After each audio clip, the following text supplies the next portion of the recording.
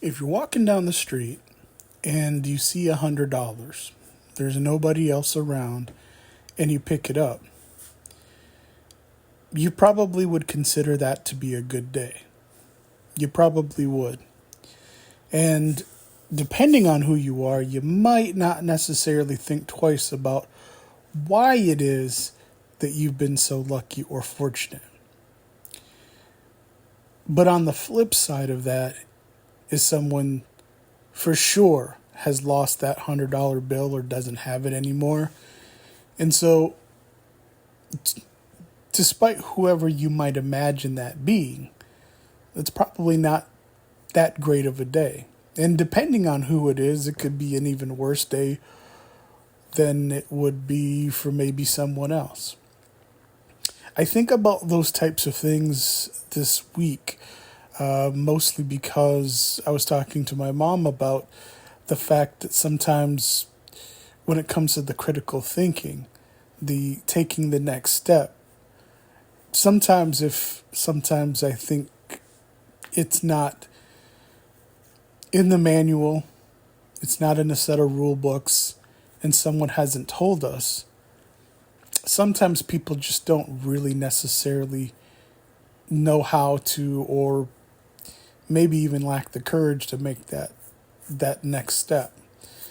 Because the truth of the matter is if you explore maybe why it is you found the $100 bill, then comes the potential that if you do know that it was someone that lost the $100 bill, like say an elderly lady who needs it for her prescription medicine and doesn't know how to use debit cards or credit cards or something like that, and maybe she wasn't able to hold on to it tight enough and it blew away. And so for whatever reason, maybe she had to get on the bus and she couldn't find it and felt, oh well. It's not to say that you can necessarily get it back to her. And obviously, if in this situation there were more than just you standing around that found that $100 bill, I'm guessing to say if you pick it up and you go, hey, did anybody lose a $100 bill? I don't think you're going to necessarily have an issue or a problem with finding someone to step forward and say, well, hey, I lost a $100 bill. And then, of course, the follow-up is, how do you know that it's their $100 bill? As opposed to anyone else who could just simply be saying so because they want to trade your fortune for theirs. The whole point of what I'm saying is that looking at things and keeping in mind the reasons why they happen, whether they be in your fortune or not, I think generally requires that ability to critically think, to take that next step, to think more than just what's ahead of you, which it's not advice. Like I said, I'm not giving any philosophies or anything like that, but it's definitely something that I think about. And I've definitely thought about it this week in relations to a lot of circumstances that have happened in life. And people don't necessarily question why certain things happen.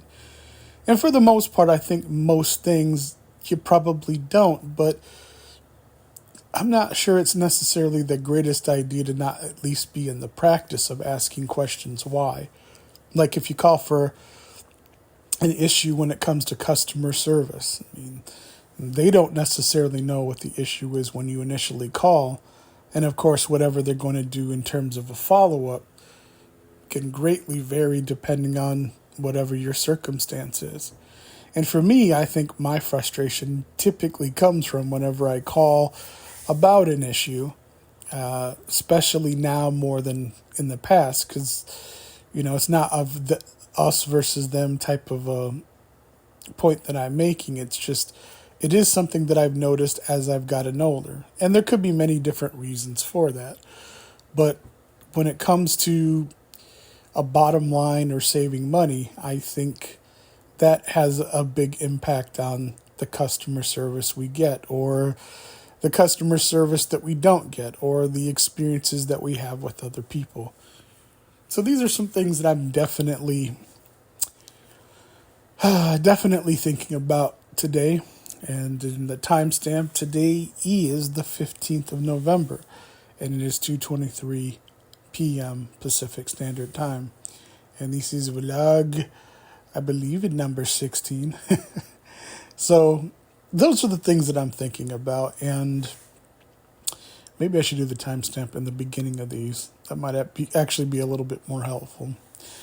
But until my next vlog,